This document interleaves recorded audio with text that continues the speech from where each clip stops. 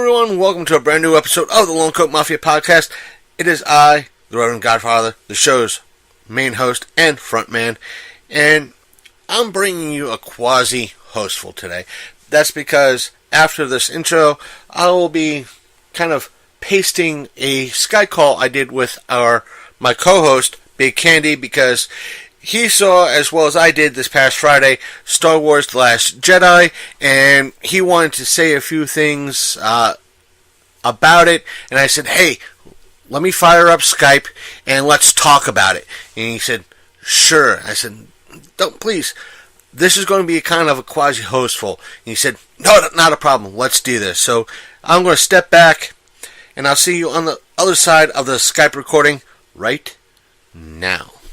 Alright, folks, welcome to another episode of the Lone Coat Mafia Podcast. As you heard from the intros, it's kind of, we're trying to coordinate schedules with the Reverend J. Leo in reference to kind of recording a kind of a holiday guide or after holiday guide to conventioneering and Geek's shopping guide sort of thing.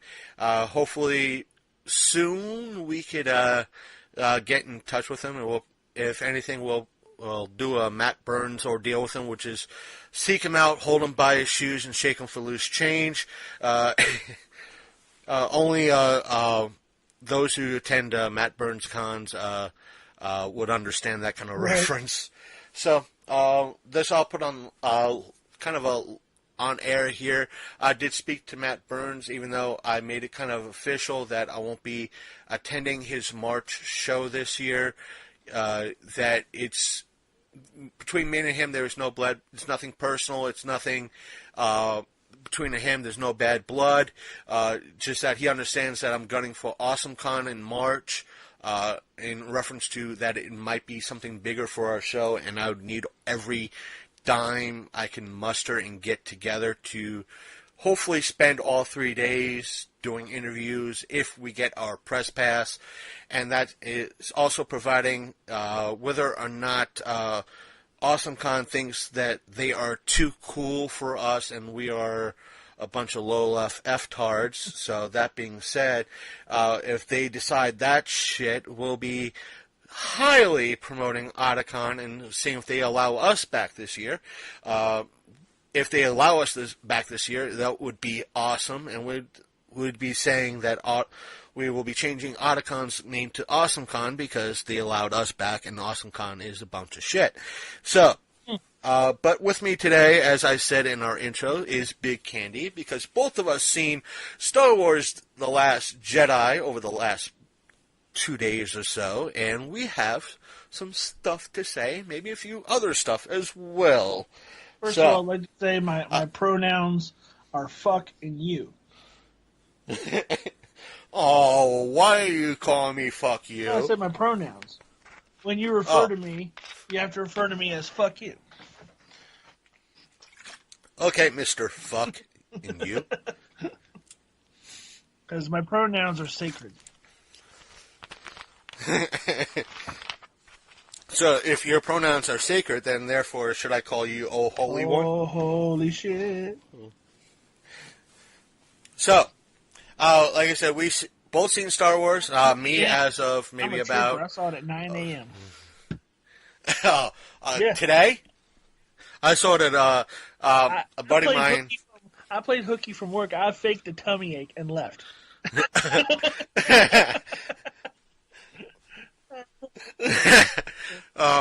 And the thing is, I was having breakfast. My buddy was like, "You're going to work today, right?" I was like, "No, dude. I'm off today. I'm scheduled off." And he's like, "Wait, what?" I said, "Yes, it's Friday. I'm off. I'll go in tomorrow." And he's like, "Oh, by the way, where are you at?" And I told him, it's like, I'm having breakfast at the local diner, and he said, "Really?" He said, "You done?"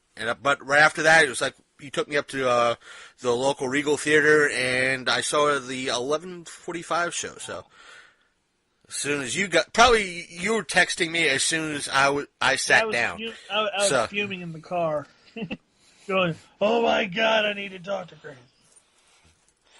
And here's the things, folks. Spoilers, spoilers, and spoilers. So if you haven't seen it yet... Don't listen. Because, here, I'll tell you this much. Either you're going to agree with me or you're going to agree with him. If you agree with me, you're not even going to go see it. If you agree with him, it's ruined. So... You're going to be fucked either way. So here, we're going to tell you right now, either stop listening. All right, we have a nice day. Please tune into the next Long Coat Mafia podcast. No, folks, listen. Share it with your friends. Share the link with your friends. Have them listen because of the challenge that is happening right now. Yeah.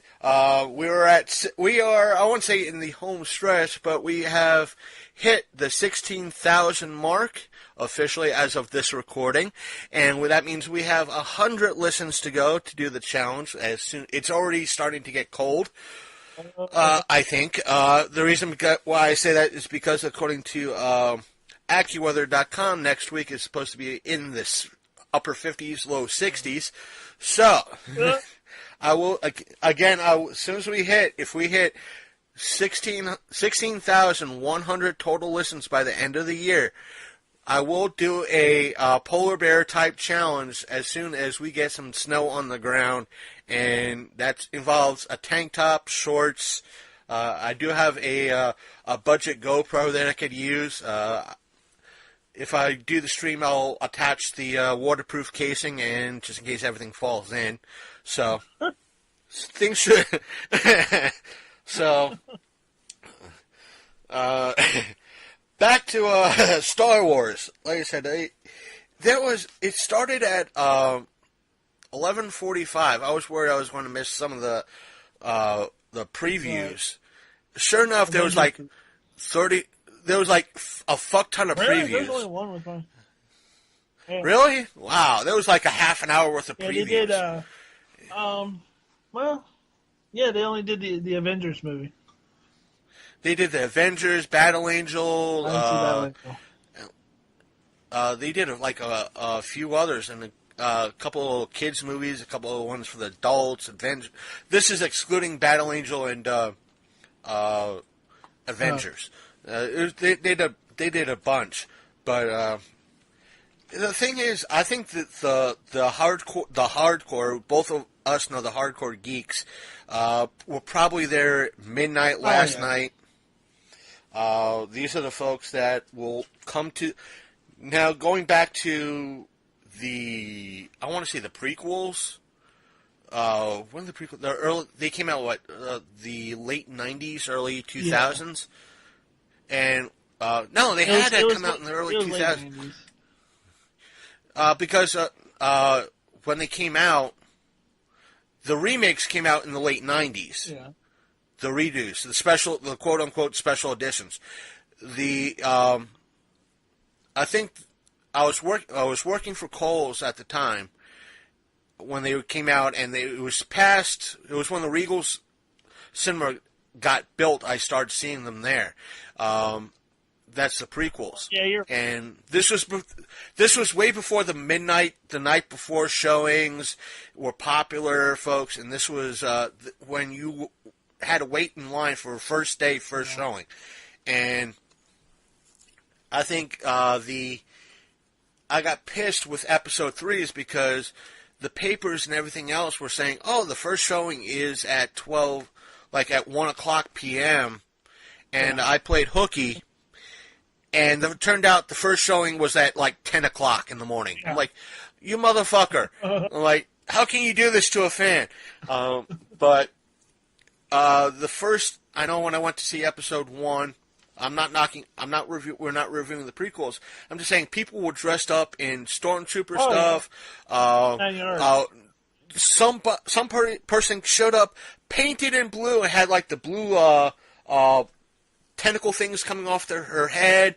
I mean, the whole 9 yards. I mean, it was a hoot. The theater was packed from very front row to the back row with fans.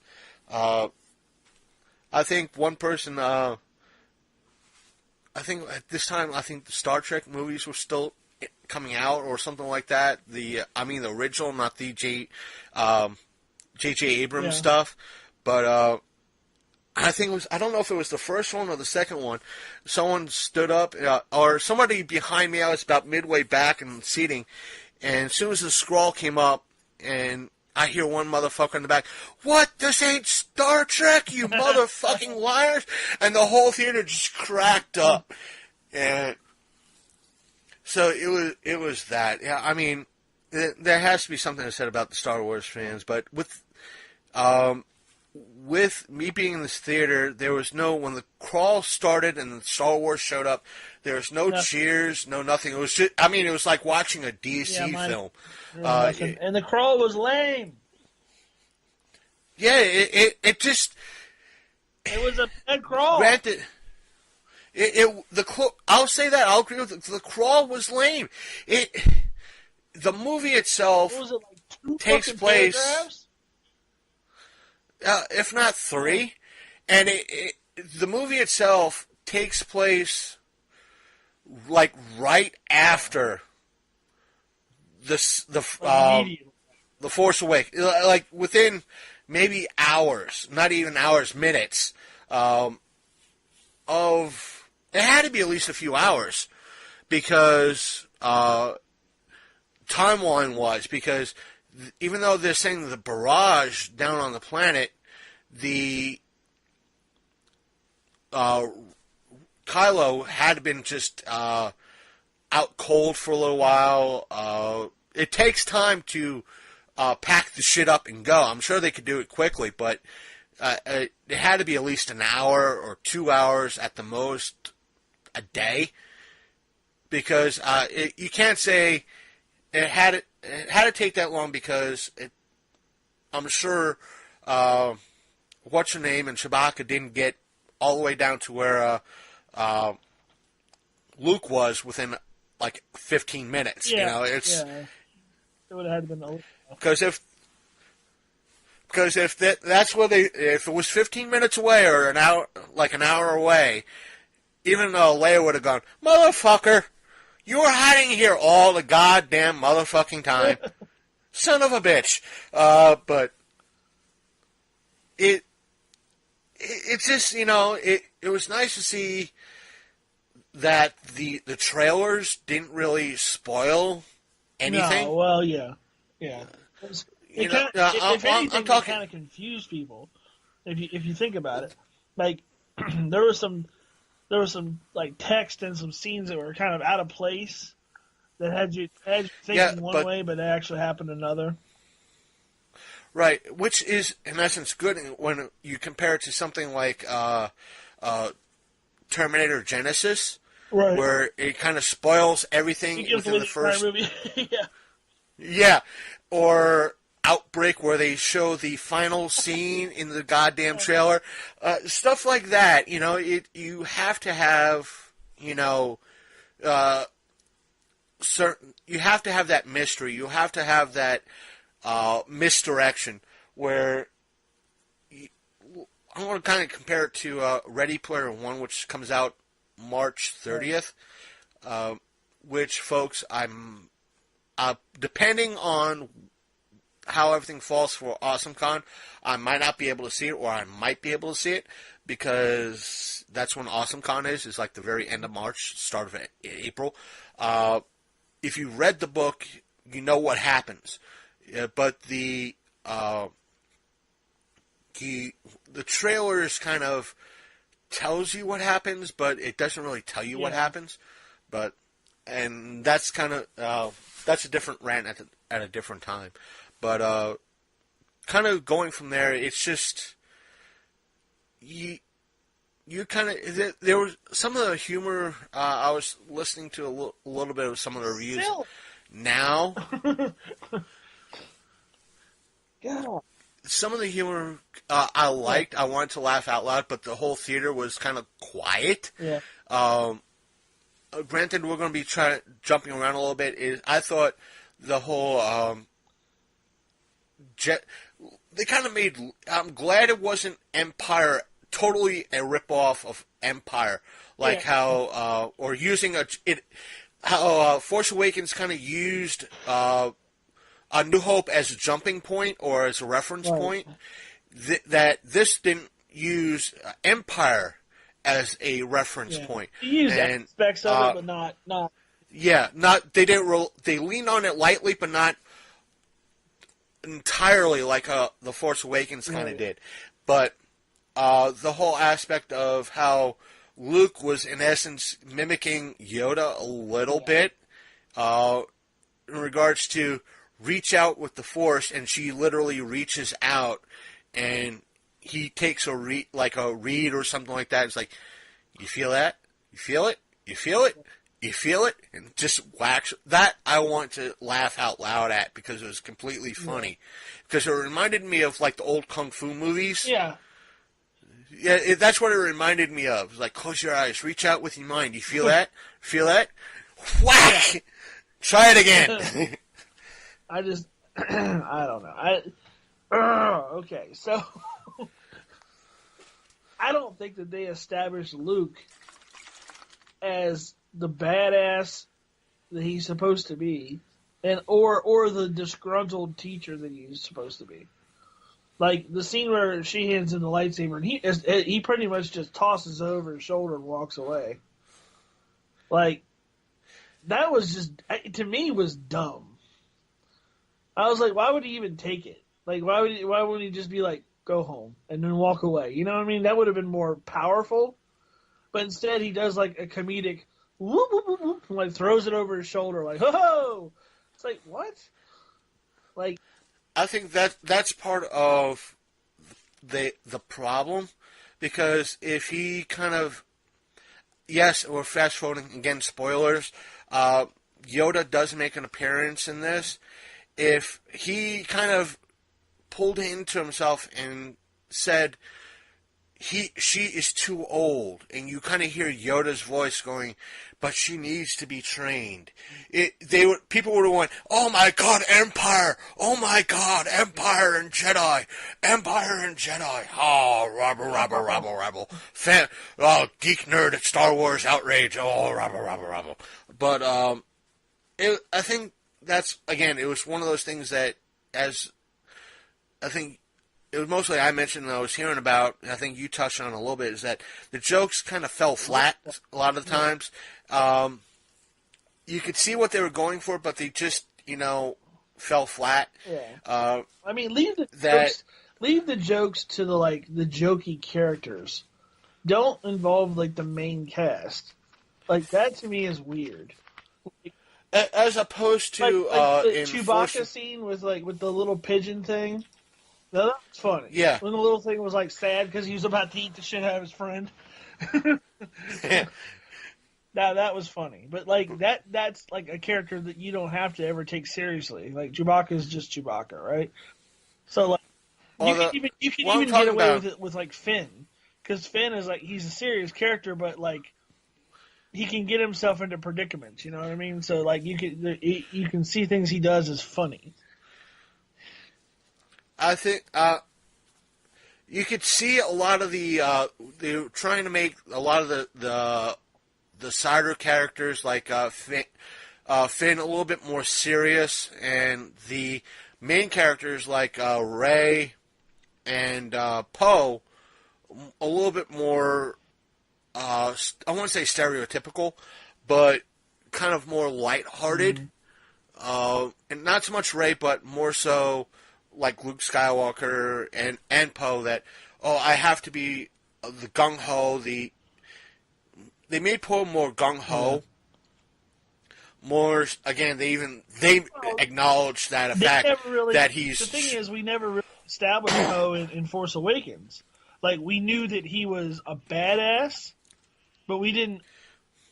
They never really established him. And we saw him in a handful of scenes. You know what I mean? And very briefly, but he's a leader. He's strong. He's a lot of things, but they never really established him. In this, I think they showed how he really is.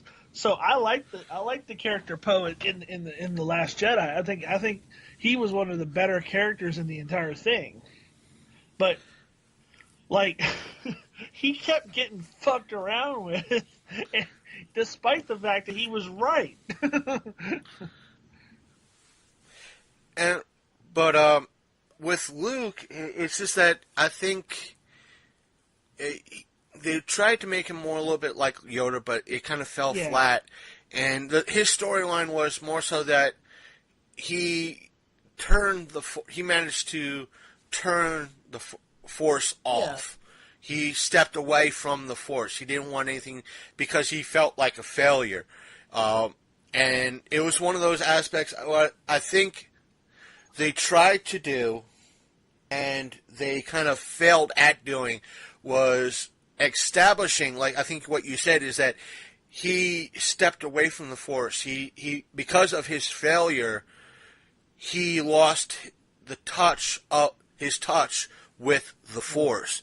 And it took Rey to say, wait a minute, you know, kind of snap him out of it, and that's, in essence, when Yoda comes into play, which made still Yoda in death being a fucking badass, you know, right. and being, you know, the wise old teacher, you know, it's like sometimes it takes, you know, Yoda admitting sometimes it takes a student to teach the teacher, and but Luke never, you know, that sort of thing. Luke never really earned anything, and to call himself a master, he was never a master.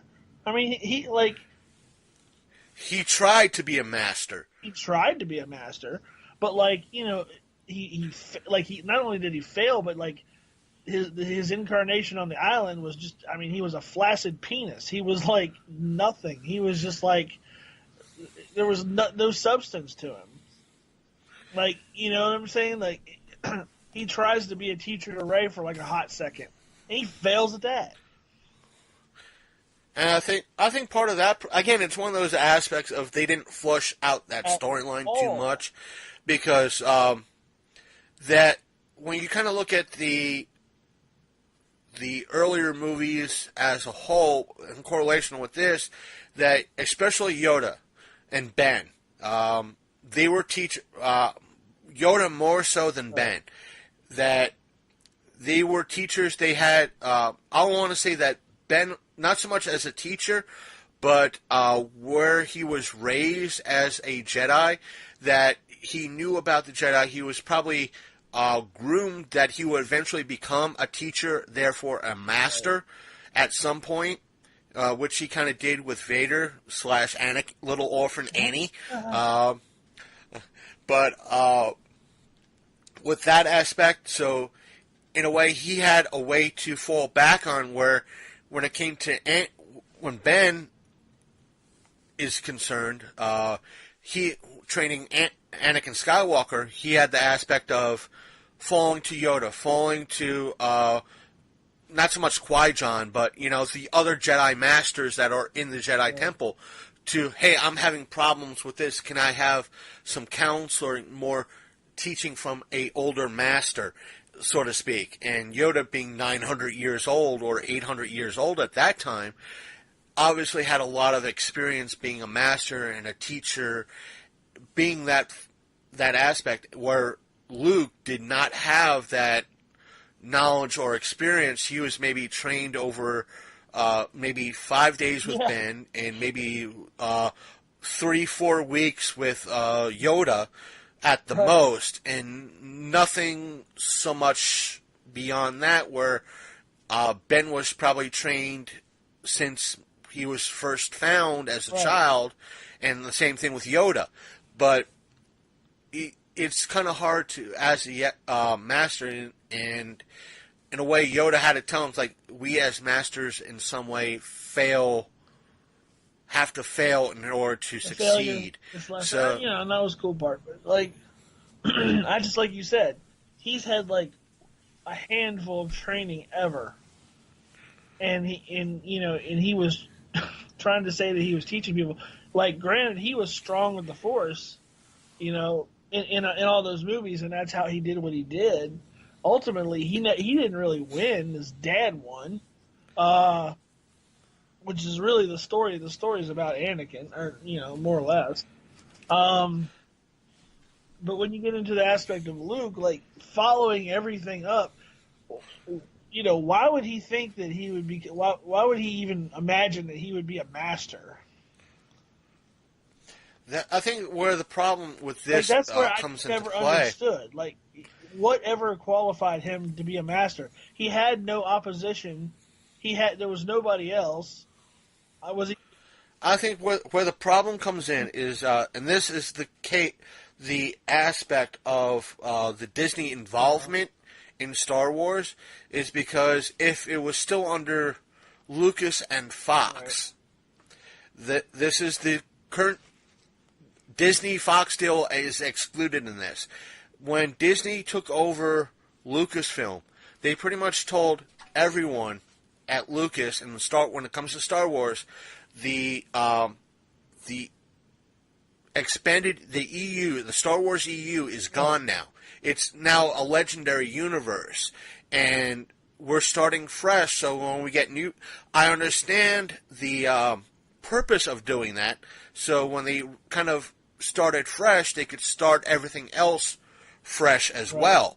But by removing the Star Wars expanded universe, they took out Luke's individual training that he, from what I've heard from really diehard Star Wars fans that read the expanded universe, is that he went on an individual, he continued his training by himself to learn how to do things. He even went to, he turned to the dark side to understand the dark side. And he's then started to do training. And there was the aspect of, again, Luke and Leia's kids that, you know, one of which turned to the dark side and just fell that way. It wasn't so much... That was another aspect of some of the like people that were making, like, you know, predictions. Oh, Luke's going to be a great Jedi. He was neither. He was nothing. He was not, I mean, literally nothing. Like, they could have spent time going in on some of that old lore. They could have went in and showed the school and showed the, you know, him doing the stuff at the temple. And they could have showed, like, the students. They never showed any of that. Like, the biggest thing with this new movie is just, like, you're expected to know a lot of this stuff, but at the same time, like, it's being presented in a way that, like, oh, well, we're just going to talk about it for a minute, and then we're just going to pass over it. And the thing is, what got me is, like, throughout the whole aspect of at least Luke and Rey's... The Knights of Ren. Like, whatever happened, I mean, I guess that's going to be in part 3, or in part 9. Or our Snoke's guards, the folks in red were probably the Jesus Christ, those two, like... But before we get into that, oh man, all this stuff. Who is Snoke? Who is Snoke? Snoke's the motherfucker that died, like, real quick by a fucking lightsaber to the chest. So he was nothing. Yeah, in essence, but before we get too, everything just okay.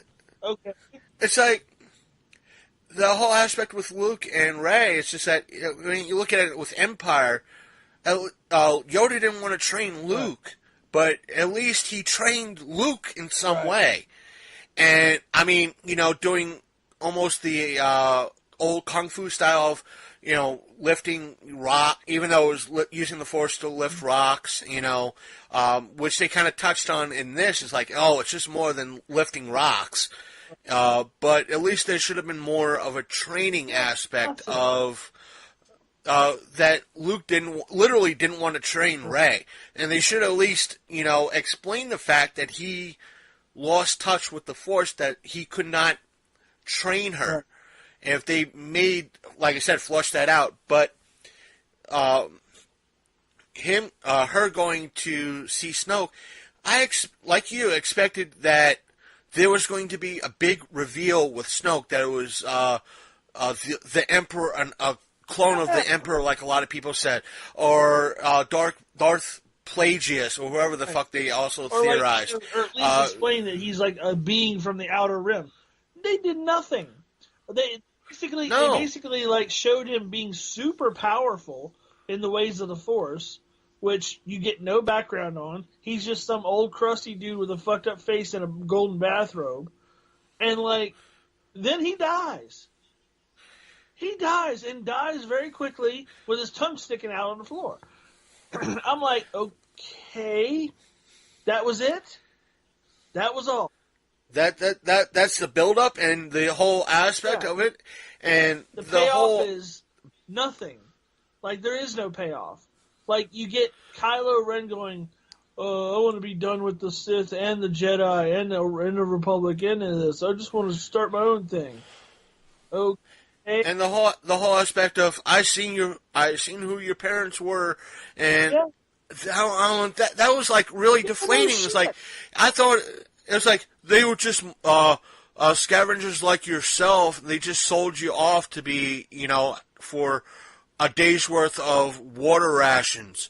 I'm like, no, it should have been as cool as the they should have been siblings, which would have been stupid, but equally awesome. Where Ren was, went to the dark side. That his sister Rey went to the light side. What balance would have been that? Yeah, but no, nothing. The payoff was just, it was nothing. I was like, really? So all the 2 fucking years of people making like predictions and like coming up with theories and like Star Wars fan theory, like website on YouTube. It wasn't just the fan theories. It was like you had the Amiibo equivalent, the Skylander equivalent, going, or the Disney Skylander equivalent saying, Ren saying, Rey, you're my cousin. Then you had the Battlefront fucking 2 theory stating that Rey's parents, at least her father, was Force sensitive and they were part of the fucking Empire. Yeah. Before they kind of defected. Right. But no. No. And Battlefront 2 was supposed to be, the storyline Battlefront 2 was supposed to be fucking canon. Right. Yeah, now, okay. And they kind of theorized, and it kind of led on to the fact that Rey was their kid.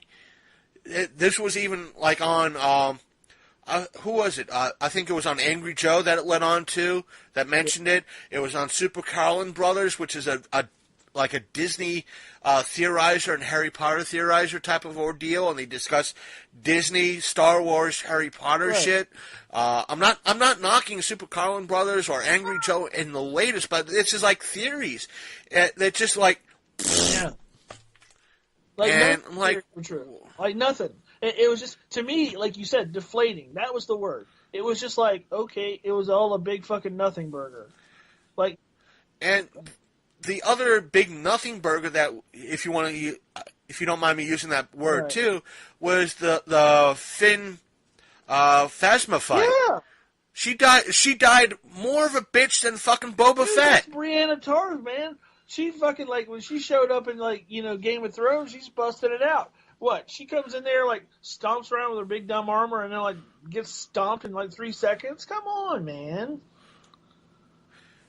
It's not that I expected a little bit long. This is like I said, she died more of a bitch than Boba Fett did in Jedi.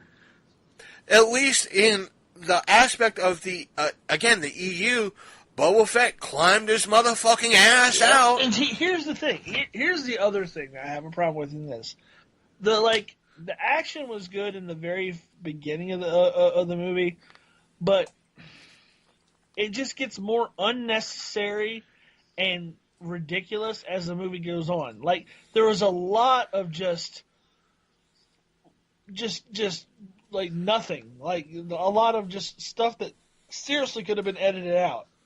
For that movie being 2 hours and 33 minutes, there was like a lot of just, okay, shit in space. They're flying. They have this problem. Like, a problem with that new lady that took over when, which was another stupid scene, Why they just didn't kill off Carrie Fisher's character then, I don't know. Kill off Princess Leia right then. Instead, she comes flying back into the ship. Come, give me a break. So, and the whole aspect. Here's the thing.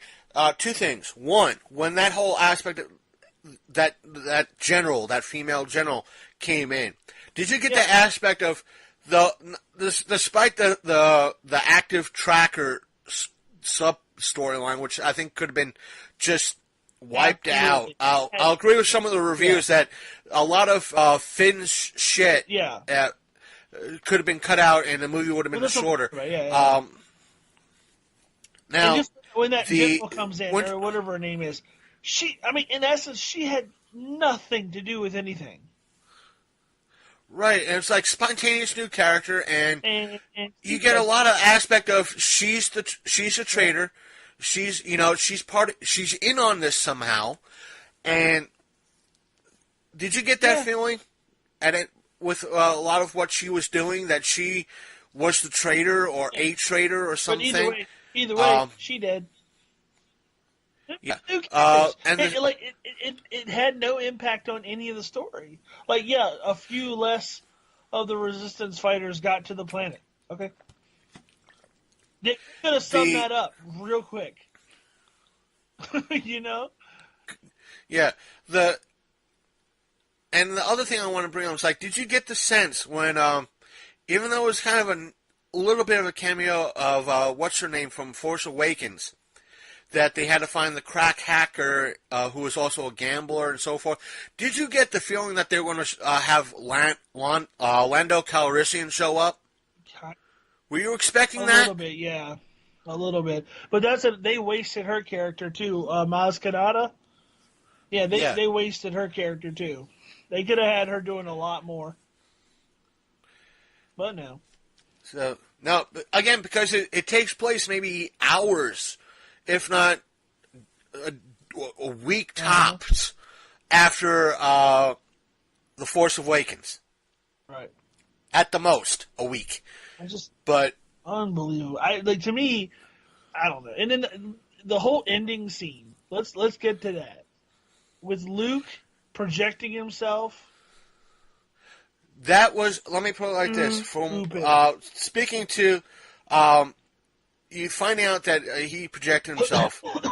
Let's take that. Let's rewind the movie a little bit before we find that out. Did you get, when you saw Luke come away from that blast, and because again, folks at home, I want to get him on the show, and that's Larry. Oh my God, Larry. When Luke kind of dusted off his shoulder, did you have in your head have Larry go block? Yep. Of course, because I thought it was like a ridiculous as us doing that dumb shit. It was not that stupid. Yeah, I thought maybe it was like a force shield, but the whole aspect of him dusting off his shoulder, I just heard Larry go block. I was like, "Where's Larry when you need him?" Because that's his thing right there. Did they talk to Larry? And it's like Larry maybe it was like Larry was a Make-A-Wish person going on to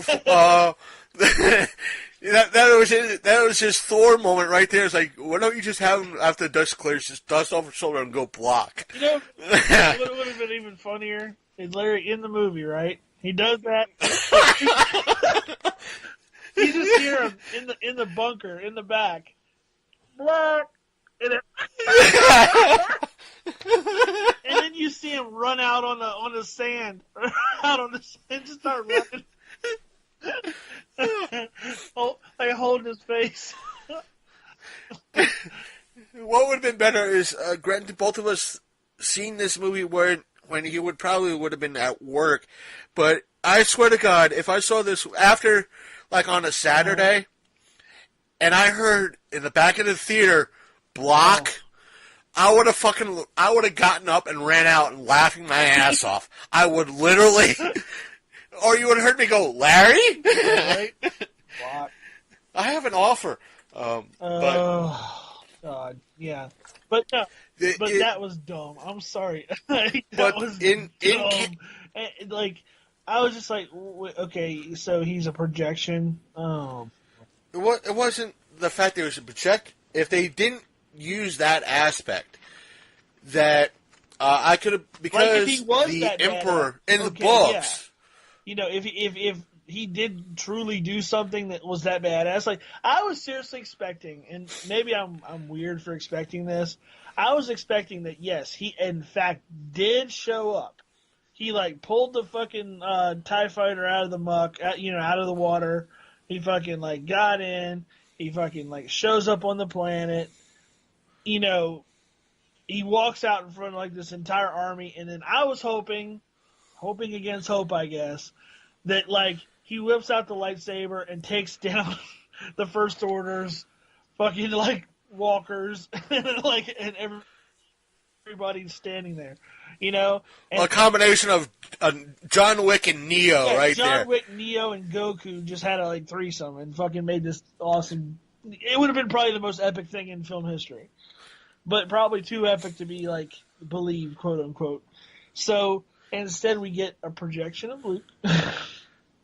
Now, like I said, after the dust cleared, I thought maybe, all right, he woke up because they started to show him become more in tune with the Force after Rey left, Right. and maybe that's I was like, maybe he created a Force shield, but then again, when you look at the aspect of when he's telling Yoda that I'm going to burn the books, I'm going to burn the tree, I'm going to burn this shit to the ground, he fucking pushes out. He pushes out, and that's what I'm saying. And it takes Yoda to pull the badass shit like, hold on, lightning. I got this. And like I'm a ghost, but I'm still a fucking badass, motherfucker. I'm dead, and I got more balls than you, Luke. And he chastises him. He gets chastised by a ghost. It's like, you never fucking think about what you're doing. And the thing is, what's worse, what's this? I don't know if you noticed it, but I noticed it. I don't think anybody fucking noticed it yet. I gotta check at least one or two spoiler things and see if they fucking noticed it. When they're on the Millennium Falcon fucking leaving at the end of the movie, they focus in on a bunch of motherfucking cocksucking books that look similar to the ones that were in that fucking tree. Stole them. Yeah. And Luke honestly believed before he died, he burnt that shit. So did fucking goddamn Yoda. Unless Yoda fucking knew. Yeah. That's why he laughed, probably. Right. And did it himself before fucking Luke found out. Point. But my thing, let's rewind a little bit. Back to like Leia going back into the ship. Okay. That's her using her force powers, right? If she's got so much goddamn force powers, you know, how come she never fucking used them? You know? Again, that's the shit that when you see that shit, you're like the motherfucker. Your reaction is Luke, who's hiding, when they got somebody who's probably equally as powerful, just not as trained, right there with them. You know? See, that's the thing. With you, that's the perfectly sensible fucking reaction. For the everyday fucking fan, that doesn't have the fucking Star Wars diehard motherfucking level 50 fan and 99 fanboy, or fangirl or fan-it, depending on what their pronouns are. Sasha could yell at me later, but Fan-they. The fan, just that me kind of listening to like Dobbs and the Man and everybody else who were diehard read every book, memorized every fucking book by heart and so forth and so on, and just that from what they told me, Leia is as strong as the Luke, but just chose not to be trained. That she had a little bit of training from Luke and advice from Luke, but she chose to be more of the diplomat than to train in the ways of the Force. Yeah, but so she has access to it, but she doesn't know too much.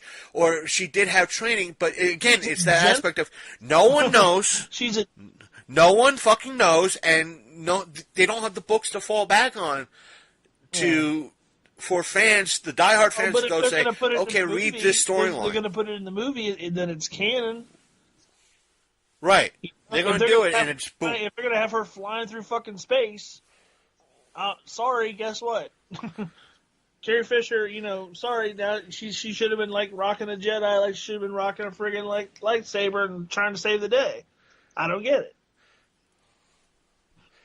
And that's the whole thing. You're gonna have. I'm sure if there's going to be one or two actual Marvel fanboys, that let me be that Marvel fanboy for a second. Please allow me to do this. Yeah, fucking Princess Leia lasts 10 minutes in goddamn space. Yeah. Comes in, without any fucking gear on, launches herself Superman style back to the goddamn ship, and Zandu dies. Motherfucker. The fucking dies. Zandu Dante. God. Zandu motherfucking Mary Poppins bitch dies. Yeah. See, this is what I'm saying. This is why I have a problem with this movie. This is why I hated it. And I'll be honest with you. From the beginning, right to the end, with the exception of a couple of scenes, I was just there was times where there was a build up to where I was like, "Oh, this is going to be awesome," and then it just fucking, like you said, deflated me. I was just like, "What? That's it? Okay." And then I go on Twitter, and I'm reading people reviewing the movie on Twitter and on other social media outlets saying that this is probably the greatest Star Wars movie ever. Yeah, I'm going to say it's not the greatest. Yeah, it's okay. The greatest Star Wars movie ever is Rogue One. Sorry, it is. The greatest movie that's in the I guess the triple trilogy to me is probably between Empire and yeah, probably Empire. I would say Empire is probably the best. And then, from there, Return, then A New Hope, and then I do like some of the prequel. I really like Revenge of the Sith. It's like I said, they were like, it's what this is John. I don't want to bring him into it, but this is John Johnson's Skeleton Key. That's what this is, a Star Wars version of John Johnson's Skeleton Key. Let me folks, if you haven't chance, you won't be able to find John Johnson's Skeleton Key because I don't think the company that makes it, I won't say makes it, that distributes it and puts out more DVDs and so forth and so on, does so anymore, so it's a very hard one to find. But I'm sure you can find copies of it somewhere, either Uncle Tony or probably something along those lines. But what that tends to happen with even John Johnson says it about his first movie is that he kind of builds it up and all of a sudden he inserts something that kind of loses the audience. Right. And it's kind of done on purpose. And I think that's part of this. They were building up something and they, at some point, somewhere along the line, either the writer, the producer, the studio, or the director pretty much said, let's try this, and they went with it, and it just loses the complete, aspect of the audience. Where, with the whole Snoke scene, they were building up, which could have lasted at least until the third movie, Episode 9. Which they could have lasted it until Episode 9, where you could have had that character even bigger. Okay, here's a perfect example of introducing a character in a movie and having a complete picture from beginning to end.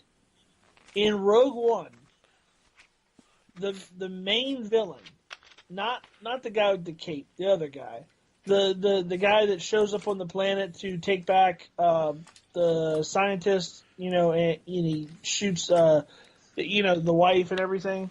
That guy. Yeah. The guy who's like, I guess you would say he was the main protagonist through the entire Rogue One, who ultimately dies at the very end. You get a picture of him and why he's doing what he's doing, who he is, and his stated purpose through the whole movie. You get it. You know who he is. You know he's bad. You know why he's bad.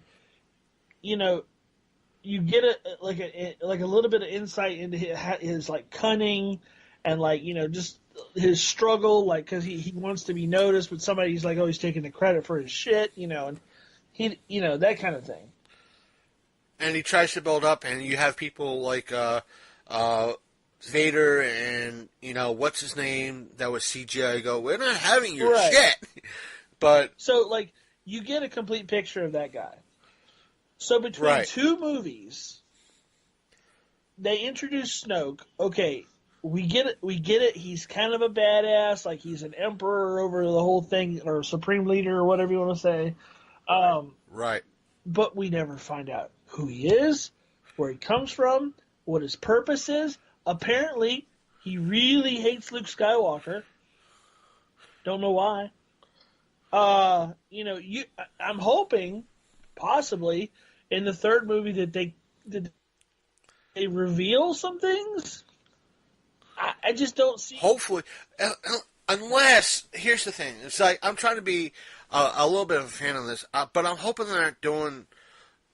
They're pulling a Halo on the Star Wars fans. The reason why I say that is because what tends to happen is like, okay, yeah, you have the Halo games, but a lot of what they did with like Halo 4, Halo 5, and Halo Reach, you need an explanation of what happened? It's in the book. You got to read the book. But okay, I read the book, but I'm more confused. I got more questions than I got answers. Well, those questions that you have are answered in another book. Yeah. So I got to read like a whole bunch of books in order to be a part of this. So even though the Halo series, it's like in order to know more, you got to read the books. And then because even though Halo is kind of epic, it becomes like a Destiny sort of deal where the first Destiny where, why is there no story here? Oh, I got to go online and dig it up and use the Grimoire cards to figure shit out. Where I'm hoping that they haven't released more answers that are like, we're sorry.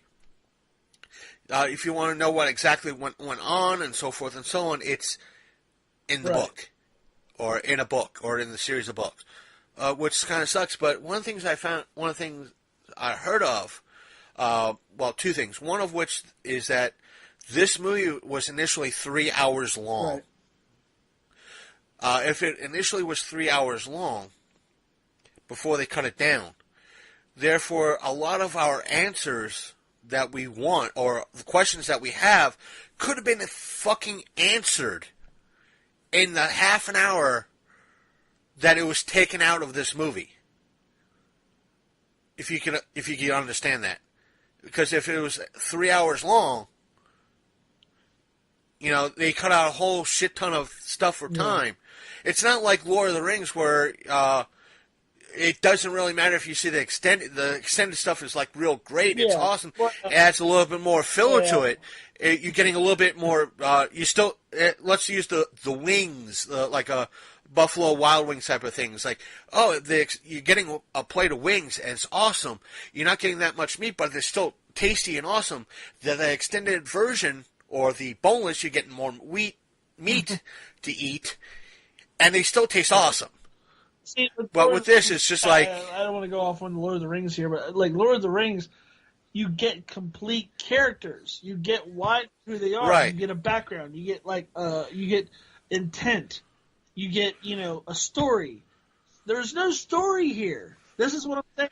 That's what I'm saying. It's like to me, and people saying that it was great and it was a good good movie. I was like, no, it wasn't a good movie at all. That's what I'm saying. With Lord of the Rings, with the stuff that they took out, didn't affect the story at all, if at all. But with this, it's like they took that half hour away from Star Wars The Last Jedi, which could have affected the whole fucking movie. But to me, they could have took another 40 minutes, to be honest with you. Because, like, there was a lot of shit in there. It was just chuffa. It was just bullshit.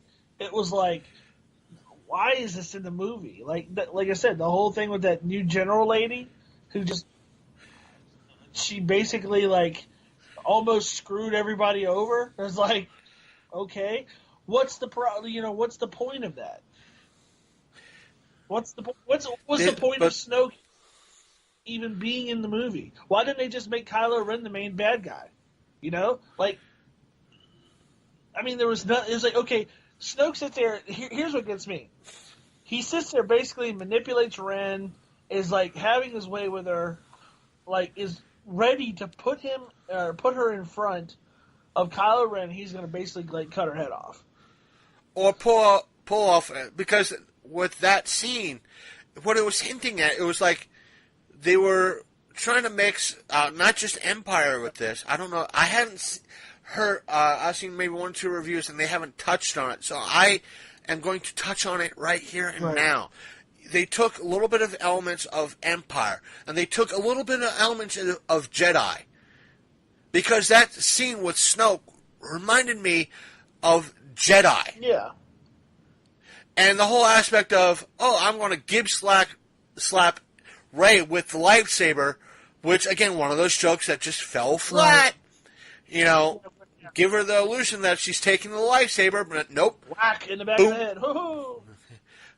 Now, that would have been, like I said, if it found out later that this was a Emperor clone or something along those lines, then, now I get why he did that. Yeah.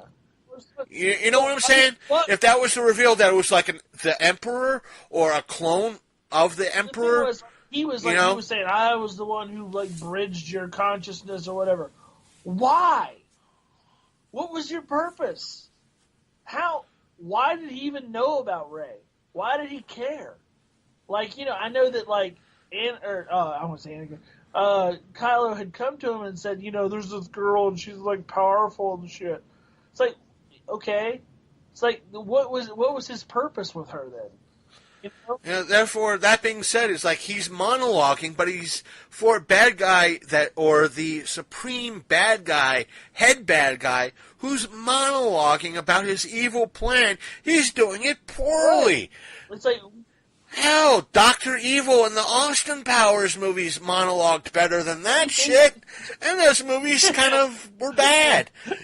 He sits there and is like, I am unbeatable. You can't kill me. Blah, blah, blah. And like, how? I see you turning on that. He's in Kylo's head.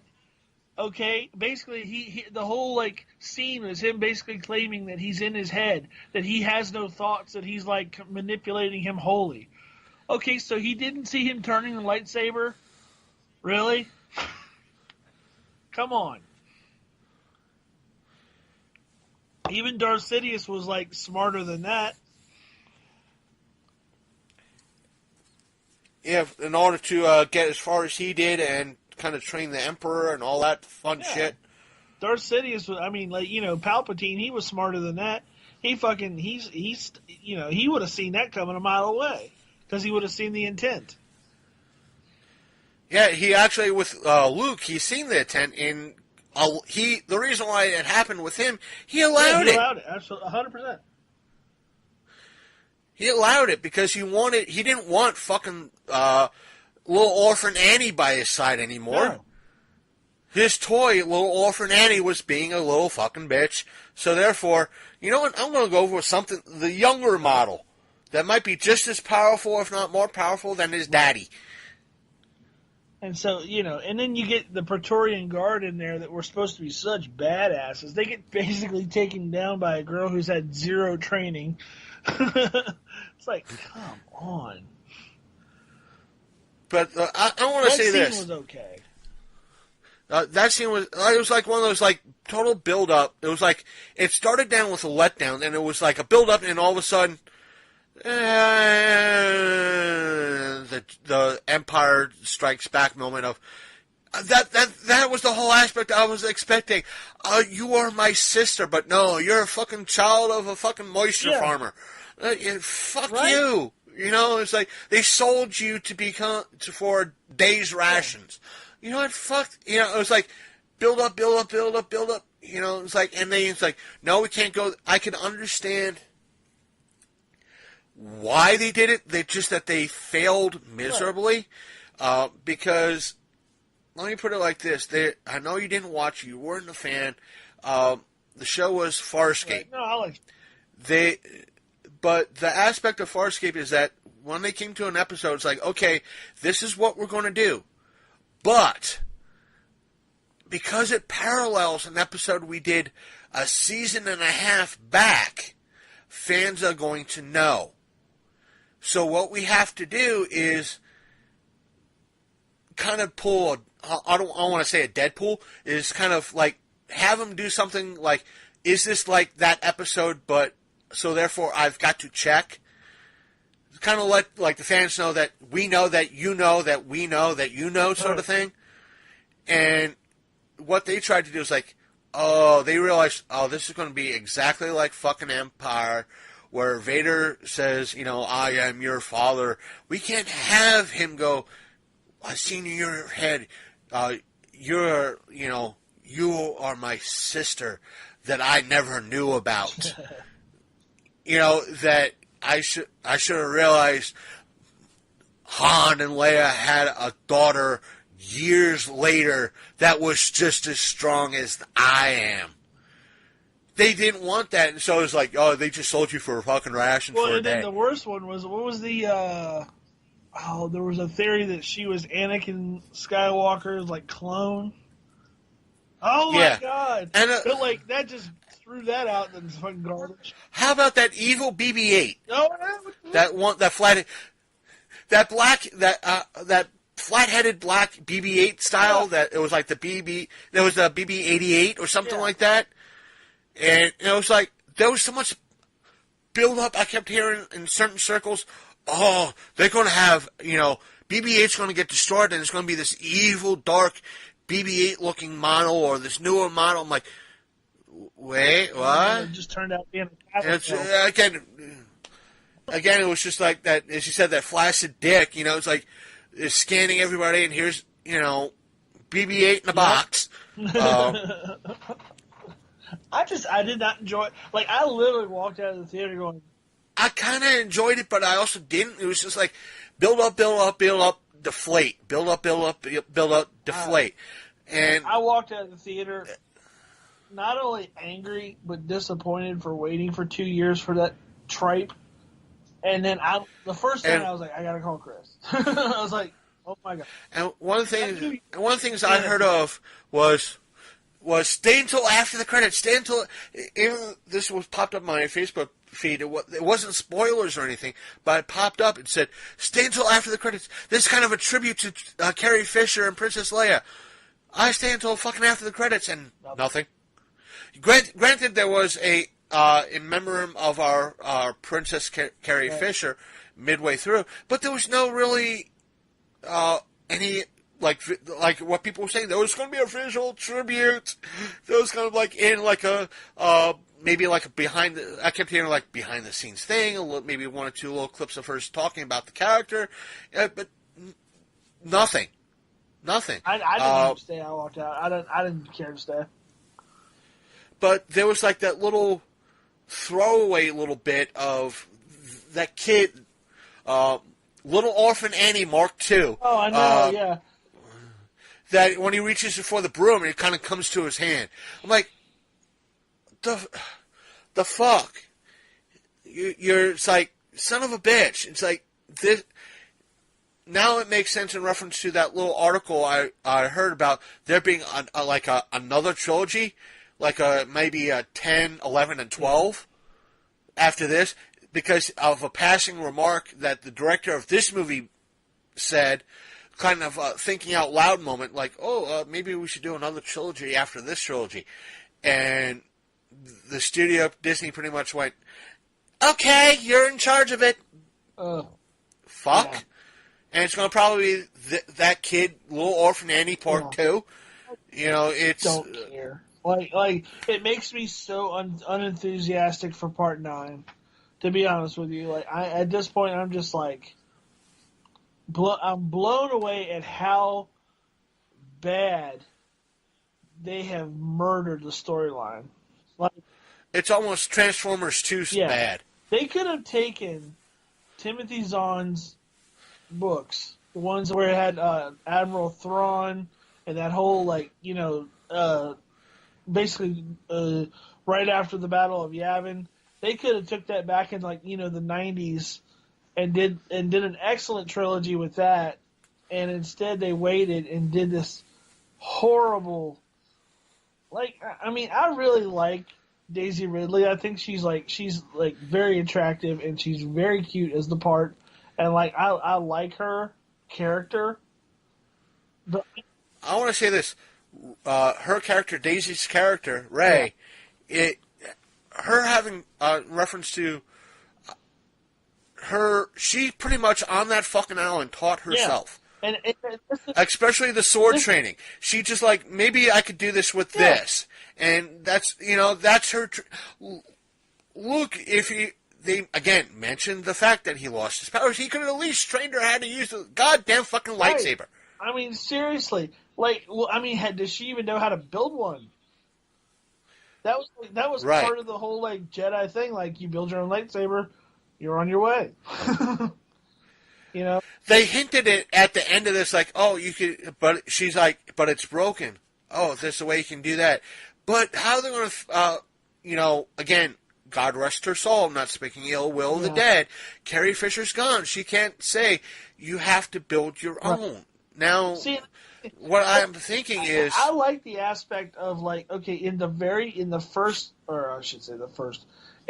prequels, they felt more like Star Wars to me than these new movies do, because you had the aspect of the Sith and the the Jedi, and you had the aspect of the traditions, you build your own lightsaber and the Force powers, and everything seemed to be more clearly defined. And that's the aspect of the whole theory of the quote unquote gray Jedi, were kind of came into modern known, because it was theorized that Qui-Gon was he was a member of the Jedi Order, where the Jedi was the light side, but he was more gray than anything else because of his beliefs and what he thought. But that's where I think there are so many plot holes in this movie that you don't get, and that was one of the things a lot of the theories were about, that the reason why Skywalker was doing what he's doing, he was creating the gray Jedi instead of the Jedi that everybody knows. Even Mark Hamill, when he came out after the movie was made, was saying that he didn't like how Luke was written in this movie, and he had a lot of complaints about that. It's this is completely unlike Luke, and I think the response was, well, this is how we... He's listen, I played him for 3+ movies, and change. A better movie would have even been the what was it? What was the game that came out? They had the clone. Remember? Oh, you mean Force Unleashed? Yeah. That was a better movie. The first two? The cutscenes were a better movie than this. That's the whole aspect. Those movies, too, I would say, too, but those those games are also canon, for the exception of the DLC. I mean, the whole thing with bringing a damn Star Destroyer down, that's, you could have done something like that in this movie with Luke. If he was as, powerful as he's supposed to be, and, this legendary, Jedi and all this stuff, no, you get a flaccid penis. You see, I spoke to one of Mark's friends who was a very diehard... This is when we first posed the Wolverine versus Vader question. He was because he was a diehard Star Wars fan. He I think he might have sided with Vader winning that fight, but he was telling me, he's you don't understand. He said, going with the Star Wars... We had a half-hour to a 2-hour conversation. Mark could probably back me up about this if he remembers that day. We had me and him had this conversation for like a good 2 hours about Star Wars, and he was telling me that the only person who would have been as strong as Vader at his peak, right, both book and movie, was the Emperor. The Emperor had the ability to, in essence, do what Luke did in this movie, which was force project himself, but it would take a lot out of him. Right. Was the Emperor. The Emperor had the ability to do that. The Emperor had the ability, at least in books, to physically transport himself. I don't mean I'm going to take a ship, go here. He was so strong in the Force that I need to go to Tatooine. He was at Tatooine, right. Physically. He left wherever he was and was at Tatooine. The only person as strong as the Emperor was Vader. But the Vader was weakened by the suit, the lack of arms and legs. But that's beside the point. Well, I mean, like, so you saw like the gloriousness of the end of Rogue One. Like, right, when you see him in his prime, just fucking shit up. Like that was so satisfying to me. Like that whole part was so satisfying to me because you get to see Vader really being Vader. But that's where a lot of fanboys and fangirls and so forth kind of bitched about. Even though it's a great and wonderful ending, despite the little twerks and kind of goofs with the CGI, is that, oh, look at Vader being a badass here, but in New Hope, when it came to fighting Ben Kenobi, they were kind of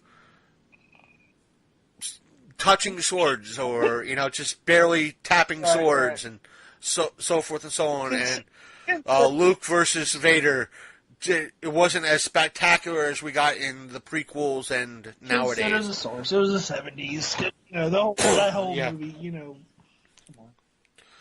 The late 70s and early 80s. Yeah. I mean, come on. They weren't going to have some epic saber battle in the 70s movie. But you get the point. If you reimagine it, they would. Okay? But what else can we say about this? I want to give it at least a solid 6.5. What are you going to give it? Honestly, you want my honest opinion? Yeah. A 3. A 3? 3 out of 10. And I mean, upon watching it again, it might get lower. Because there were some things that I just I didn't get to pick apart, because I was so just dumbstruck by some of the stuff that I kind of skipped past it. But I mean, in all honesty, it's probably the worst of the 8 to me. Other people may disagree; they may think it's great. I don't think it's great. I don't think there was a good story. I don't think it told the story of Star Wars. If you look at how the story of Star Wars, from the prequels to the original trilogy, and now to the new movies, if you look at the story of Star Wars, it's gone way off the tracks. It's just kind of like rehashing. Yeah, we get it. Okay, there's an evil army and there's these good guys. What more can you tell me? I want to get into the story of, you're telling me about Jedi. You're telling me about Sith Lords. You're telling me about all this stuff in this family called Skywalker. Now, you've killed all the Skywalkers and introduced new characters. What was the point? Was this the legend of the Skywalker family and how they bring balance to the Force? Or are you, well, in essence, or are you trying to tell me the story of the end of the Jedi, or are you trying to tell what is the overall story here? Well, for one thing, the Skywalkers aren't completely dead yet. You still have the whiny little bitch, Kylo Ren. But it would be disappointing and everything else. It would be a bitch move. It would be a fucking ass bitch move. It will get me pissed over it. Is that in 9, yes, I'm going to probably go see 9 whenever it fucking comes out. Besides the reports of it making close to over $450 million already. When I probably put this episode together Sunday night, I'll give a box office mojo total for domestic. Right. But in 9, like I said, it'll be a bitch move, but they could pull it off because of how Luke left and where he left. Probably Force Ghost with Yoda in regards to Rey to help her along, kind of like what Ben did, what happened with Ben in more so Jedi than Empire, because I think he was more so in Jedi than Empire, but he actually would probably, it would be a bitch move to say, you were wrong. What Ren told you was wrong. You were not sold by, a kind of this salvage people. Yeah. You were also at some point a Skywalker, right, or something along those lines. It would be like, in that case, it would be understandable, right, but it's, because, again, they didn't want to make it look like Empire. Just that it was, like I said, it just, they promoted it to the aspect of it was going to be this great big mortar of a firework, yet they just gave us bottle rockets. It's like... I can see what you're saying. Like, in the new one, they kind of tie up the loose ends and, like, kind of answer our questions. I understand that. Yeah, they still could. To me, that's not good storytelling. Good storytelling is telling the story within the story without going, like, absolutely apeshit in the wrong direction. To me... Which could mean the aspect that you got to figure J.J. Abrams is going to be doing episode 9. And don't get me wrong, I trust J.J. Abrams to a degree with his storytelling and stuff. It's just like, god damn. Like, when I think about it, like, I think about the movies in order. If, like, you're going from the first to all the way to the last. Like, the story starts off, it's the story of Anakin Skywalker and his descendants. It's the story of, like, one family being the ones that ultimately bring balance to the Force and resolve this galactic civil war that's been going on. Okay? Where, in the new movies, where are we with that story?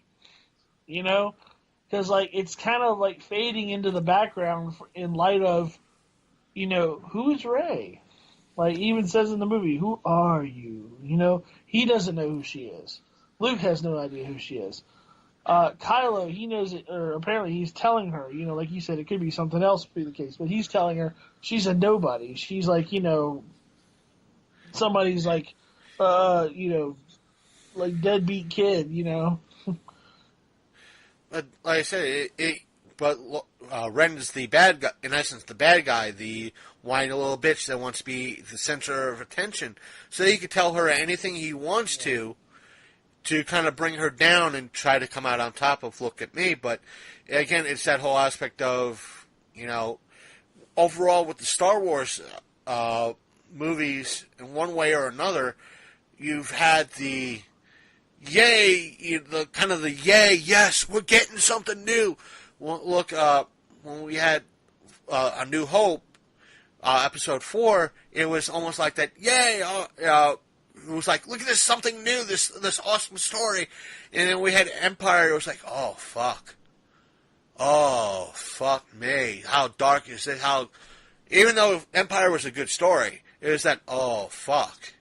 Everybody had that, oh fuck. Yeah. Then we had Jedi, Return of the Jedi. That was that, yay attitude again. And years go by. We had the episode 1. And it was, again, yay, something new, despite Jar Jar fucking Binks, you know. It was still that yay moment. Then 2 kind of came and it was like, fuck. But 3 was like that whole aspect of, episode 3 was that kind of a combo, only time that it was a combo of a yay and fuck sort of ordeal. Then when Force Awakens came along, it was that yay. Now we have that, oh, fuck moment. Hopefully we'll get that yay moment with episode 9. Yeah, Hopefully. But it's that aspect where we've got to wait 2 years for that. This time I won't anticipate it. I'll put it that way. I'll put my cards in the basket that the Han Solo movie will be better. So but it's that aspect of we'll hopefully have that yeah movement in 2 years, but it's that I want to mix into this because I've been ranting about it for a few weeks. I would have gotten. I want to get your opinion on this whole Disney thing, Disney taking over Fox. That, you know, as I stated, it's for Marvel things. All things Marvel and Star Wars, the original three, 4, 5, and 6 are coming home. The mutants are coming home. Despite the conflicting reports to the contrary, Fantastic Four and the mutants are coming home. But I speculate because the Avatar movies are part of Fox, they will now be moved up. Yeah, they will. Yeah, I can see that. They will be moved up. Definitely.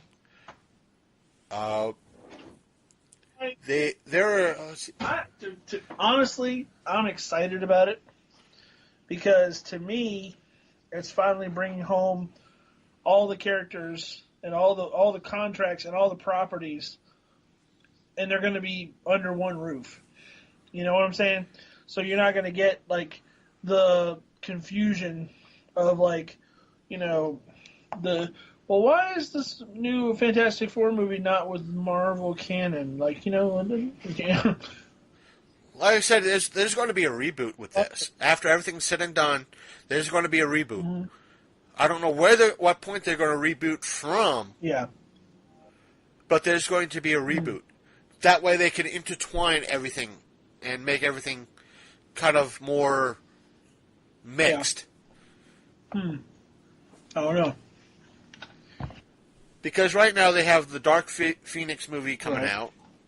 They have... I think a really good point... They did the smartest thing they could do by doing the Infinity War stuff. Like, that probably was the smartest thing they could have ever done. I'm trying to think of another big storyline. And all I can think about is Secret Wars. But I don't see how they would do that as a movie. I think that's next up anyway. Is Secret Wars. Really? Yeah. Yeah. That's what I've been hearing. Wow. Okay. But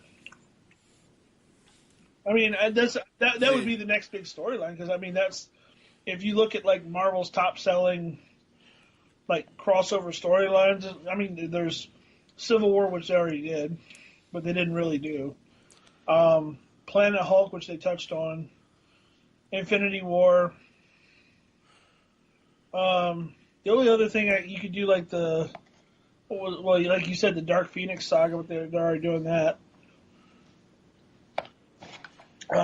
What's another one? I can't think of another one. Like, there's a ton of them in DC, like Crisis on Infinite Earth and all that shit. I can't think of any other ones. And the big Marvel ones. Oh, you could do. Well, no, because they already kind of touched on that. You could do the Executioner song But they already kind of touched on that with X-Men. I don't know. And because I have you on as well, it's been a while since you've officially been on the show again. I'm going to do this. I'm going to try to word it like this. Your thoughts on comparing? Let's compare how you've seen Justice League, right? Or you're staying away from that movie like a cold. Okay. Then I won't touch on that because I was going to say if you've seen it, comparing it to kind of Star Wars in reference to everything else. But I hate DCU movies. Like anymore, I'm just going to stop going to them. Because if they continue to make them the way that they're making them, like I have no interest in them. But I know Mad-Eye Marky tagged us in, which me doing this, meaning the show, I've come into the point that sometimes I'm ahead of the curve in reference to everybody else on my friends list. Constantly. I'm not talking about meaning that I come into info prior to a lot of other people, or meaning that I got to share this on the page, or it's newsworthy. I'm going to talk about this, and I put it on the page, and like 5 days later, 6 days later, like Mad Eye brings it up, or somebody else on my friends list brings it up. Like, how about this? Can you believe this shit's happening? Like, I found that shit out like a week and a half ago. I know that happened where I work like many years ago. Again, listening to Slack and the Man podcast, like, oh, you got to watch Knights of Badassdom, and I watched it, loved it, and like 3 months later, one of the people at work, oh, have you seen Knights of Badassdom? Like, yeah, I seen it like 6 months ago. Really? It's like it's been a thing. It was a thing. It's gone now. We're on something new. To the curve on a lot of things. Let me hit you up with this. Real quick. What? So now that Disney owns pretty much all the comic book properties, do you see the comic book movie industry shrinking or growing? I don't. People are sick of it yet, or do you think the boom is about to go bust? It DC wise, it's busting, because of how initially Justice League was supposed to be $100 million in the hole, meaning they were expecting it to hit at least $800 million worldwide. Yes, I'm triggering a shit ton of DC fans right now. Fuck them. But as of right now, worldwide, Justice League is sitting at about not even 600 million. It's like 550. You know what? Fuck it. I'll bring up Box Office Mojo. Let's take a look. Let's take a look at Box Office Mojo. Mojo. Box Office. Yeah, high-speed internet. I'm moving faster than my fingers. Let's see here. We can... Or say, my fingers are moving faster than my browser. Let's see here. Let's see. Justice League. This is as of December 8th through the 10th. So, obviously, Star Wars is not on this list yet. Justice League has made domestically $212 million. That's domestically. Whereas, again, it's this again last weekend, so that is sucky. At fifth place is Thor Ragnarok, which brought in $301 million after 6 weeks. But Justice League is 4 weeks out, so that says something right there. Well, that and like Thor was probably shot on a smaller budget.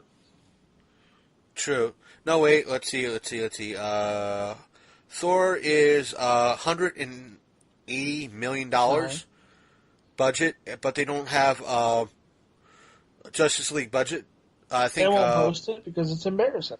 no, that's one, and I think I heard it was $200 million to film. At least. So that's saying something. But but I know for certain that Star Wars is going to be in the number one slot for at least a few weeks. So back to the question. Despite everything, do you think that there's going to be how should I put this a geek apocalypse? Do you think it's all going to come crashing down? Do you think everything that we've seen in the last 10, 15 years, starting with Lord of the Rings and going from that to the Marvel movies and stuff, do you think it's all going to just kind of run its course and things are going to go back to the way they were, or do you think it's going to No, I think what's going to happen is that from now that you bring it up, with the trilogies and all that, what I see now that I look at it is that we had Lord of the Rings, which was the foundation, strong and perfect foundation for this. And if you want, maybe Matrix a little bit, kind of, sort of, are the foundations. You need brick and mortar. That they set, I wouldn't say set a standard, but they set something. And with that, you started to see the buildup of the X-Men, the good, starting up the good superhero movies. They were slowly being built up, and all of a sudden you had Marvel Studios kicking it to high gear. But right now, and especially with the Batman Returns, Dark Knight Returns stuff, you have that build up. Now DC is tearing itself down. And right now, to kind of you had Harry Potter build itself up, and with that, you had the other, the Twilight stuff build up, and that type of movies tear itself down. DC came in, tried to build itself up. Now it's tearing itself down. Marvel will, I think, tear itself down now that Disney has the X-Men and the Fantastic Four. Eventually, they'll tear themselves down. And they'll probably start weak again and build themselves up. But right now, from what I see, with the dismal live-action movies of, Dragon Ball Z and maybe Ghost in the Shell a little bit, because Ghost in the Shell, I haven't seen it yet, but I want to see it. Right. The anime fans American anime fans are a fucking bitch fest as it is. They hate everything as it is, no matter what. There's no pleasing them. But overall, I see the live-action version of the anime section just building itself up before it's whereas DC is tearing itself down. The live-action or the aspect of anime or CGI, good CGI with live action mixed in with it, building itself up to take that place. We're seeing it with Ghost in the Shell. We're seeing it with Battle Angel, Alita Battle Angel. We're seeing that now, building it out. The waters are being tested. Whether or not they actually are able to build themselves up, but they're being tested. Are you going to get a Robotech movie, do you think? Probably. That's what I'm saying. We might see stuff like that. Because it's a good old property that has stood the test of time, and it is as relevant today as it was when it came out. You could watch it; it doesn't miss a beat. The reason why I say I can see, I'll include it with this. Do a Robotech movie. Neil Blomkamp, that guy that did Chappie and District. Yeah, man, I think he'd really bring a good vision to it. Well, the reason why I say something like that, and I'll say like Alita Battle Angel, is that they're not that well. Robotech is well known, but not that well known. Meaning, it's not a Dragon Ball Z. It's not an Attack on Titan. It's not a Naruto. It's not one of these uber popular animes that everybody or even a Ghost in the Shell that everybody's super fucking critical Right. about, that they're kind of fringing on the old, that only the old timers kind of know about or would recognize, and that's the stuff that you want to reach out and grab and bring to the forefront a little bit, because with like Battle Angel, not many people know about it. No one really knows. Yeah. And you might get the reinsurgence of the omnibus type mangas and the original VHS stuff being brought to DVD finally, or on the like Crackle and these Crunchy Rolls and shit like that, that people are able to at least see these old stuff that's been long forgotten, put in storage, like how the new Netflix Voltron series kind of gave the original series a boost. So you're, if I'm hearing you correctly, your prediction is there's instead of comic book properties, there's going to be more of a swing to anime properties going live action, and that's going to be the new the new number one, like, you know, source of action and comedy and you know, as far as geekdom goes. That might be because it's already happening in Japan, because there's been several live action movies for like Gantz and all that, but not here in the States. So bad. I don't know if you saw that one. Did you see that one? Which the one? Attack on Titan live action. No. I missed it. Like I said, right now they're starting. It kind of reminds me of when in the U.S. and when we were starting with all of our stuff and how bad a lot of it was. Yeah, that's what I'm saying. It's like nowadays it's the bad stuff that what we're trying to do here in the States. It's bad. It's sucky, but it's got to be bad and suck in order to get good. But I can see like more complex movies like Neon Genesis, like never making it to live action, but because they're fine the way they are. But like I could see stuff like even a reboot of Dragon Ball, possibly making it to a live action, or like even something like Vampire Hunter D, definitely making it to a live action. Or that, like I said, I might have said it in last week's show that Alita was one of those movies that for a good 15, 20 years I kept hearing rumors about. That it was one of those things that was in production hell for the longest goddamn time. That it's going to happen. It's going to happen. It's going to, you know, this person's in charge. This person's in charge. This person's in charge. This person's starring in it. We got a script. We don't have a script. This, that, and the other thing. And all of a sudden, I kept dismissing it. And all of a sudden, oh, James Cameron and, you know, Robert Rodriguez are a part of it. I'm like, if this is true, that's good. And all of a sudden, we now have a trailer and almost maybe 2018 summer release for this. So what's really funny is that, like, okay, there's some like smaller animes that actually made the transition to live action. I didn't even know that they had done. Was like, okay, so I just got into a series maybe a couple months ago called Blood Plus or Blood C. I guess it was the one I started with, and I watched Blood Plus. But then I found out there was a live-action movie that came out, I want to say last year or the year before, called Blood the Last Vampire, which is apparently a tie-in. And it's a live-action.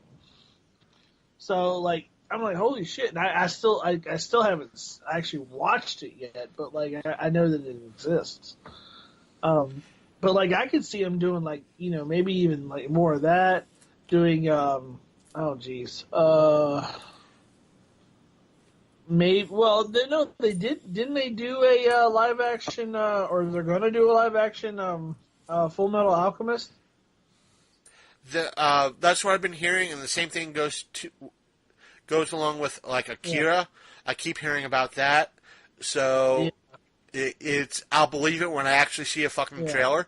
So, kind of like the same opinion I had about, Battle Angel. It's just like I'll finally believe it when I see an actual official trailer, and we've been getting an official trailer. I didn't think the Death Note movie was that bad.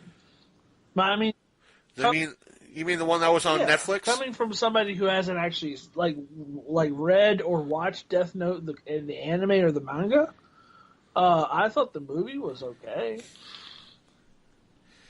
Yeah, you're going to have a shit ton of fans going to, But wait a minute, let me rephrase that. That's what they. For the anime fans that are watching this, please send your hate mail to longcoatmafia@gmail.com. We formally welcome the hate mail because we don't get any hate mail. You bunch of fucking chuds. Like, because that's what they do. They bitch about everything. But like I've always said, like, okay. Yeah, here we are bitching about Star Wars, too, though. It's like, here we are bitching about Star Wars. But I'm bitching about a legitimately bad movie. Like, I love Star Wars. Like, I love Star Wars. I love talking about Star Wars. I love, like, the world and the universe of Star Wars. I love everything up until this point. And it's like, I guess that's what makes me so damn pissed off is, like, they took this, and not only is it a bad Star Wars movie, it's just a bad movie to me in general. Is it Anaconda bad? Huh? Is it Anaconda bad? Yeah. Like, yeah, it's actually Anaconda bad. To me, I mean... Is it Sharknado bad? It's what? Is it Sharknado bad? It's not Sharknado bad, but it's Anaconda bad. It's like, the storytelling in it is so, like, lackluster. Listen, you take something like Star Wars, which is, everybody knows Star Wars. Everybody knows what Star Wars is. Everybody knows that it's an American treasure, And then you present it like this? Come on. It's like you have to take care when you're writing that script. You can't just go, oh, that's good enough. And a lot of it in the editing, goes hand in hand with that sentiment. You can't just like go, oh, it's good enough. And then churn it out to the public. Because to me, that's what it seemed like. It seems like there's not a beginning, middle, and end to any of it. It just seems like, to me, it was disjointed. It was like, it was rough around the edges. Like, you kind of got where characters were coming from, but there was no, like, setup. There was no, like, there was no character establishment. It was weird. It was real weird to me. And I don't think you should treat an American treasure like that. I don't think you should treat a legendary or epic property like that. I think you should take care with a property like that. Listen to fans. Listen to the fan theories. Like, if you're going to write it, like, if you're not going to write it all at once and you're going to, like, have it, kind of go along as you go, listen to what the fans are saying. Like, listen to, like look at stuff like that was that's not canon. Look at the stuff that was in the expanded universe and kind of pull from that and bring it into canon. Don't go out on a limb and make some new goddamn movie that like has nothing to do with the overall theme, But kind of move out of this. Don't let me. I'll rant. Like I said, what Mark tagged, Mark tagged both of us in, and you kind of heard my fans at home, listeners at home. You kind of heard my side of it.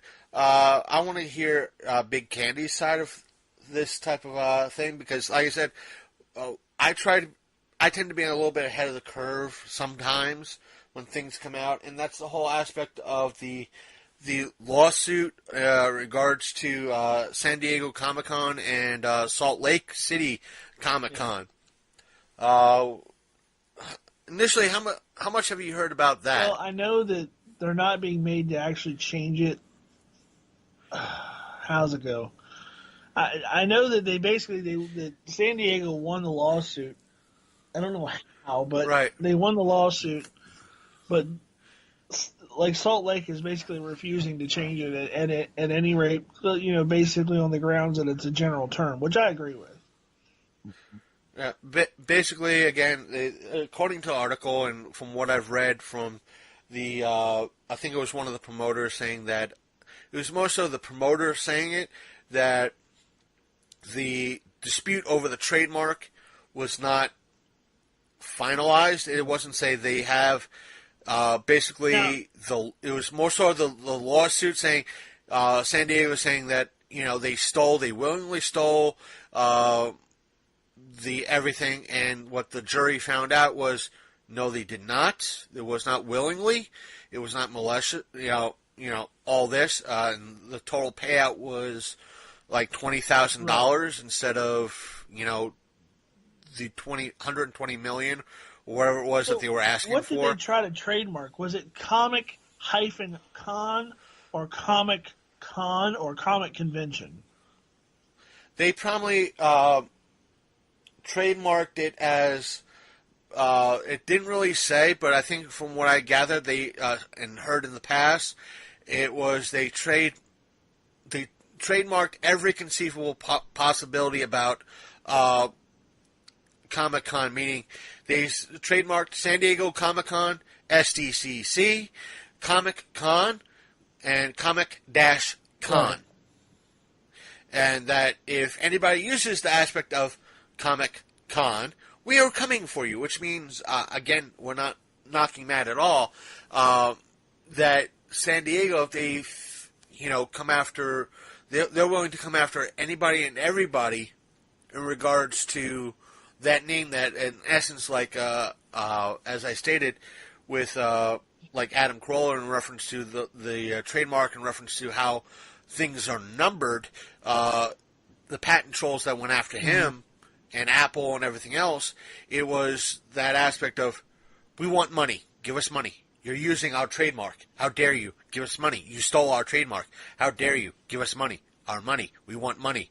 It's just that, as I've been saying, is that with something like this, if it sets precedence that they can do this, meaning San Diego, just that they have to be careful now in reference to they can't really do it, because if they do it enough times, then somebody bigger will come in, maybe like New York. Because I am sure, I don't know about who the promoters are tied to, meaning that, let's say, we're kind of mutual friends with Matt. Matt has his own thing going. We start our own. He's doing his thing in Pennsylvania. We do something in Winchester. Right. I'm using this as a local example in regards to San Diego and New York, because both of them have Comic-Con in their name. They're friends. Like, you, me, and Matt are friends. Right. Okay, Matt, you got Pennsylvania. Me and Big Candy have Virginia. Yeah. No one else between Pennsylvania and Virginia can do what we do. Anybody, we lock the name in. Matt, you're okay. You're part of us. You're, so forth and so on. Anybody else, we go after. Right. Anybody that's smaller than us, we go after. We get money. When involved in the lawsuit, were they going after Salt Lake City for just the name, or were they going after them for the concept? Like, meaning like the name and I think 120 others. 120 other conventions? Right. So just because they called it -con, which is just an abbreviation for convention, that's right. To me that seems unlawful. That seems like a very stretching the law. You know what I'm saying? That I would call them trolls for that. You know what I mean? The article doesn't say anything, but I think it wasn't really a press release, but it was a statement from one of the promoters saying that there was at least over 100 others involved in this lawsuit, and that is like, hey, if they were actually forced after everything's said and done, forced to change their name because they were part of this Fan X type of brand. Right. How was San Diego Comic-Con losing money? They're not. I think they just sold their tickets maybe about when this lawsuit was just going down, or at least the judgment was being finalized. The tickets went out within 24. I mean, all the days, the preview days, yeah. and everything else were gone almost instantly. The hotels are pretty much So gone. I mean, if it was hurting them financially, I would understand, but it's not. Well, you got to figure. I think it was what Mile High Comics is no longer part of them anymore. Yeah, but they're But still, but the thing is, you have so many places like Disney, at the time Fox, Disney, Warner Brothers, channels all across the board, ABC, NBC, all buying tickets, and studios of up and down the street, and musicians and game like Nintendos and yeah, I just sounded old by saying it like that. Nintendo, Xbox, and PlayStation coming to San Diego to promote the next game, even though it's not an E3, they're there promoting everything. Oh, yeah. Definitely. And so I don't understand. Like, so if the whole thing is in the name, and calling it a con, then all they really need to do is go, okay, well, it's no longer a con; it's an extravaganza. But you know. Yeah, you have to find that creative wording for it, because that again, we're just armchair lawyers in regards to this, to use as a kind of a disclaimer, because you can't say, well, we can't use Comic-Con, and as I stated, it's like, well, part of the advertising is Comic-Con. It's a way of telling the public what it is. By taking that away, right. Therefore, I can't be truthful in my advertising. So well, to me, and this is where I would say they had no leg to stand on with this whole lawsuit. Would be like, okay, it's like something called something fest. You know what I mean? Like, which is short for festival, which Comic-Con is just short for comic book convention. If Salt Lake City was calling it the Salt Lake City, Utah, San Diego Comic Convention, I can understand. But they were calling it the Salt Lake City Comic Convention. You know, it's what it is and what it involves. I don't understand how a judge, you know, would even like have this stand in court. Well, you have some idiot judges that like, oh, well, it's okay. You know, that sort of ordeal that have about much brain power as a goat, but not to mention you have a few, there in some cases, in some instances, that you might have judges that are equally as corrupt as politicians in, you know, pick a country that, hey, if you want to be reelected as a judge this upcoming November or whenever the vote is, you will vote our side. And yet it's meaning that when you have the money like San Diego that's bringing in millions and maybe millions upon millions, tens of millions of dollars a year, whereas Salt Lake City might be pulling in maybe $500,000 a year, and whereas, you know, Salt Lake could only afford a decent lawyer, yet San Diego could afford several great lawyers. You know, what's going to happen? See, this is where I think, and this is just me kind of sidetracking a little bit, but it's frivolous lawsuits like this that tie up the courts and make things difficult for other people for no fucking good reason. And I think what they need to do is invent some kind of like a common sense court where you just come to a judge who's got common goddamn sense and he goes, "Why? What do you want? Why are you suing?" "Oh, that's it. That's stupid. No, I'm not. We're not. This is not going to court. You know, just no. You can't do that. That's ridiculous. You have no leg to stand on. You're not wasting our time." We saw this almost with the Fine Brothers almost 2 years with the whole ago. React video thing. Yeah. Get the fuck out of here with that shit. People react to stuff all the time. You do not have a trademark patent on reactions. Go away. And I think that what happened in regards to this, using the Fine Brothers as kind of a quasi-example, is that when San Diego did this, it was maybe back in the day, and maybe the early 80s, that they were like, hey, let's make put this as a trademark.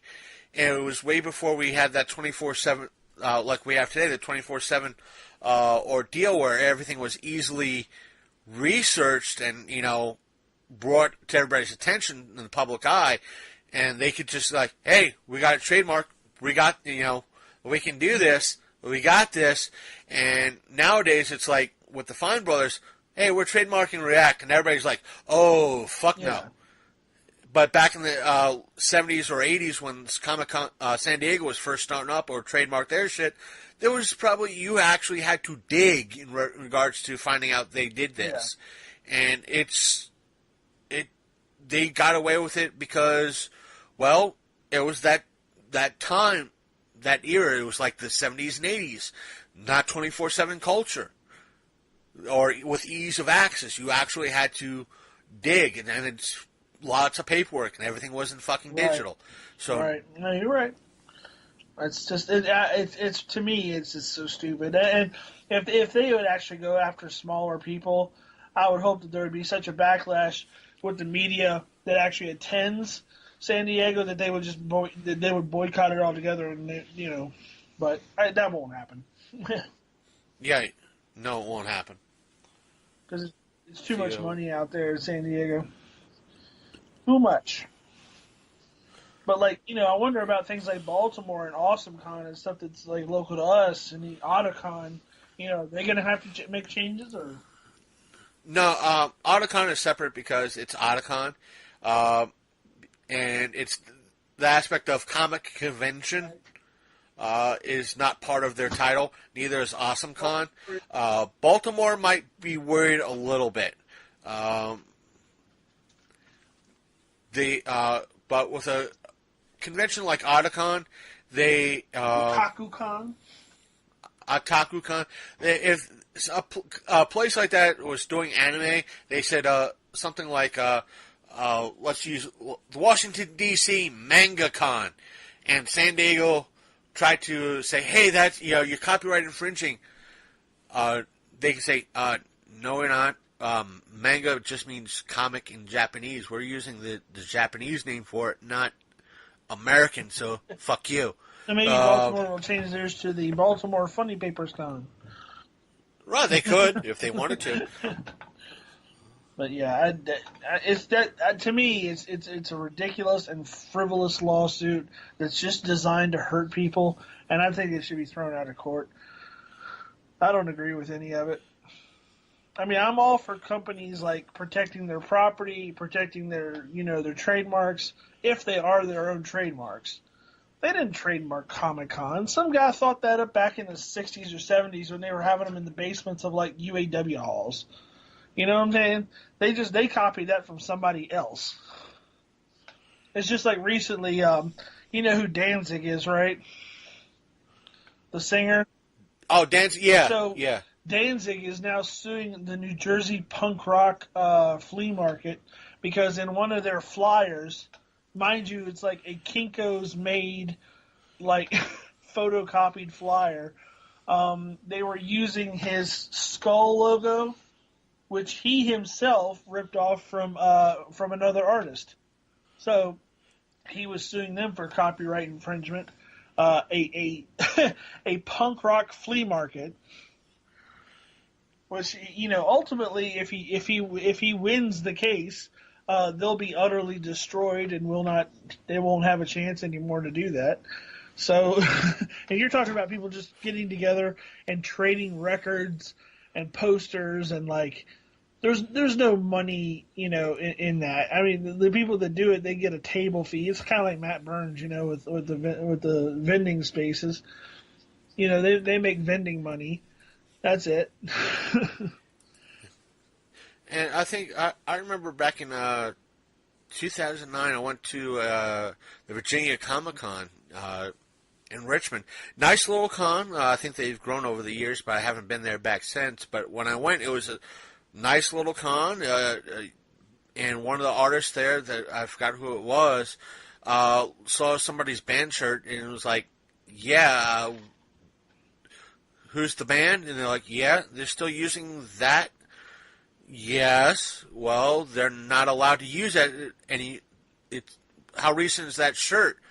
Oh, picked it up last year.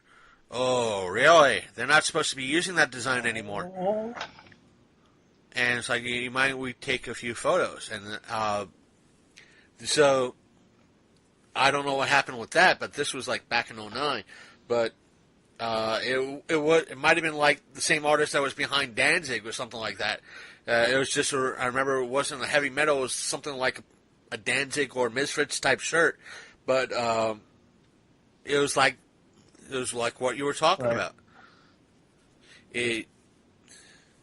I just checked a few sites, and there's no new news. It's all right now. Star Wars is taking up most of the news, and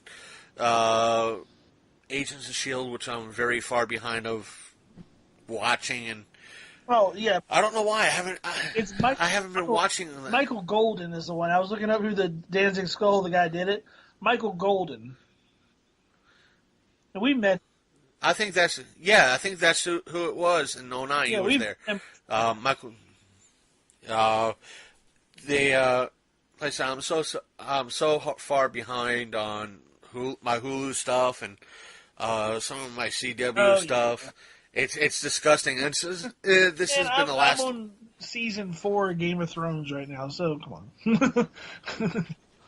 I just found out Ash versus the Evil Dead is on Netflix, 2 seasons. Yep. So it's like now I have a few episodes of Punisher to look through, and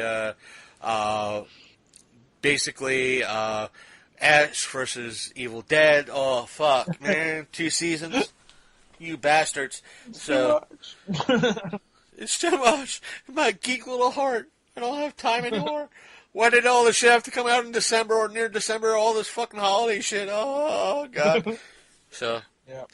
Hopefully I'll have, like, not only Christmas Eve and Christmas Day off, but I'll have, like, 3 days prior to it off, so it's going to be like a mini vacation. Right.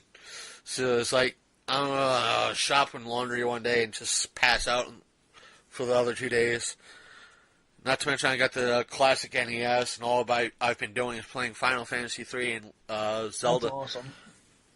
It's like, where's the key? Where's the key? Now I gotta go online and figure out how to get the fucking key. The boy got the Switch, so we've been hitting the 2-player on Mario Odyssey. That's been fun. So have you been enjoying the Switch? Yes, I actually like it a lot. It's neat how it works. It's so multifunctional. It's like the fact that you can take the one controller, turn it into 2. The fact that you can, like, basically have it on your TV and immediately take it off and have it be portable is ridiculously crazy. I bet your boy loves that. Yeah, he was playing it on the TV and he knew it was bedtime. And right before I got on here, I was like, all right, well, let's go upstairs. And he popped his controllers and put it on the thing, went upstairs, and he was laying in bed, finishing up his game. Like when I was about to plug in my NES Classic, it was like, I tried to hook it in the back part of my 360. It was like, but the 360 didn't. It saw it. It was just no way to switch it to that HDMI port in the back. And it was like, what am I doing wrong? Go up online. You gotta say Xbox One, do this. Turn on TV or use that port. I'm like, I don't have a mic set up. It's too complicated. Then I realized, hey, wait a minute. I have my 360 hooked up with an HDMI port. Why don't I just move that port to my Xbox One and the cord that's hooked up to my Xbox One to the Mini, and everything worked out. That's it. And just that the cord is somewhat a little bit short, so where I have it is kind of like between my Mini's between the TV and me, and the cord just plays fine. So I've been I'm like, tonight I don't want to be on my Xbox One, so I'm going to go on my Mini for a little while. fiddle with that, play a little Mario or I want to play more of like Fortnite online, but like I hate playing it on my laptop because it's like not really made for that, so it gets really hot. I'm like, it crashed a couple times, and I was like, no, I'm not gonna do this too much. But I love that game. They just did the winter update, so everything has a Christmassy theme. So I want to get a. Right now, I have a $25 card. I think The Walking Dead's $25 on Vudu, so I've been picking up a few $6-7 movies on Vudu. Some of the classics.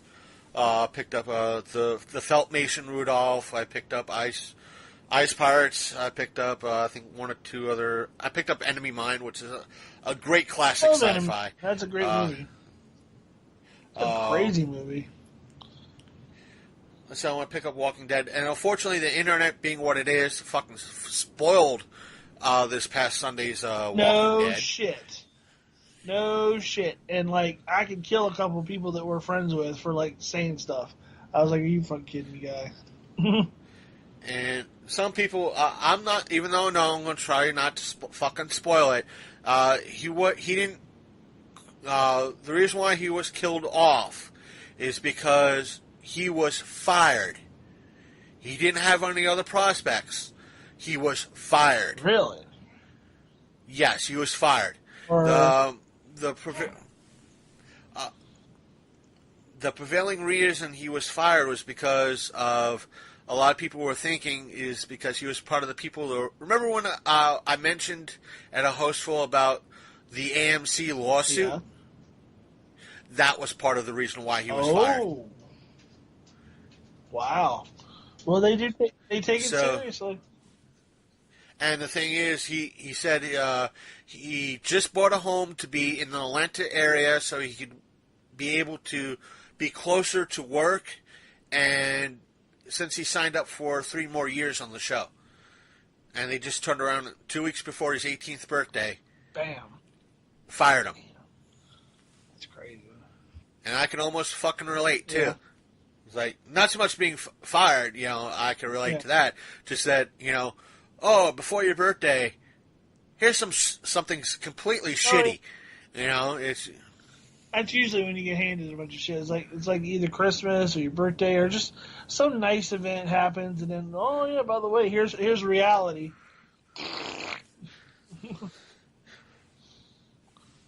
Welcome back. We just ate bad food from Waffle House, bad B-dubs, and a bad Taco Bell. Come here for a few minutes. We'll see that you're happy today. So I'm gonna take a big, long, steamy dump right there in your tongue, and you're gonna take it. Pretty much. So it was that's sad to hear, but it's it is what it is, and you want to close it out for now because I think we're running out of steam. Both of us are probably fucking tired. Yeah, well, I gotta get up in the morning. I gotta go to work at 7, so I gotta be up at 9 to be at work by at least 11, 12. Yeah. So yeah, we'll call it a night. I just wanted to get that off my chest about the Star Wars movie. I was so upset, so disappointed. And we're back. I know it seems like I cut Big Candy off in the last minute, but we were just rambling on about how I would set everything up and edit the show. And just 2 quick notes before I officially end it. One of which is that since this recording, I was thinking about the whole scene in regards to Luke kind of being a little bitch and Yoda appearing himself. In that particular scene, Luke goes up to this tree with the supposedly the books inside, with a flare of some sort, and he pauses, like we said, like a little bitch, he cowers. But I think the fact that he looks like he's being a bitch is because the fact that he notices the books being gone. It's kind of hard to say if Yoda knows that the books are gone or not, but it's how the scene is set up and portrayed that he is being a coward, meaning Luke, and he's being a little, like we said, a little bitch.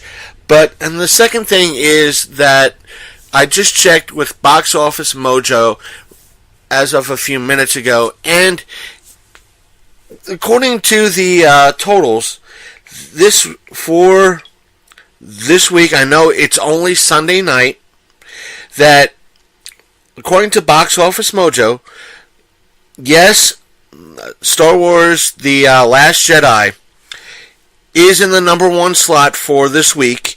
It brought in $220 million. That is domestic gross. That's before anything is taken out. The theaters get their cut.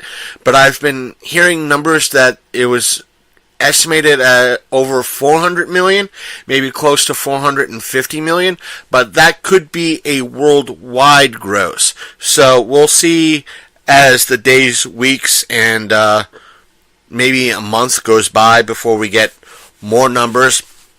But that being said, please let us know what you thought of, if you saw Star Wars, what your thoughts on the movie are, or I should say is, by sending us an email at longcoatmafia@gmail.com. Again, because I have rented lips, I am tired.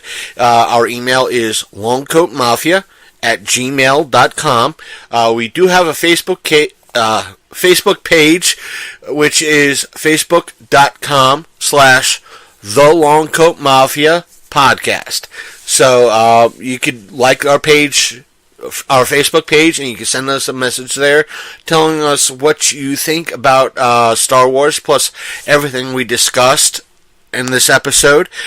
We do have a Twitter handle. You could stalk us there by liking and following us on Twitter by looking up Long Coat Mafia. We do have an Instagram account, which is Long Coat Mafia as well. So if you don't like to listen to us through our main page, which is thelongcoatmafia.podbean.com, you could always use iTunes / Apple Podcasts or Google Play Music. Or, like I said, if you don't like either or, but you would rather download our podcast, again, you can always go to our main website and listen to any one of our many episodes that are up there, going way back to the beginning, almost 2.5 years ago. How about them apples? And again, that website is thelongcoatmafia.podbean.com, and yes, the word "the" is part of the website. And I will say this, I did mention our challenge, our Polar Bear Challenge that I'll do when we hit 16,100 total listeners by the end of the year. I just checked Podbean. We are at 16,032. That means we have about 68 more listens to go. So keep up the good work. Spread the word if you please. Let's see if you can make me embarrass myself on YouTube by doing a Polar Bear Challenge. So that's that. We do have a YouTube channel. So the link to that will be in our description for this episode. And again, thank you for listening, and have a good evening or morning or whatever the case may be. And we'll catch you next week. See you next time on the Long Coat Mafia.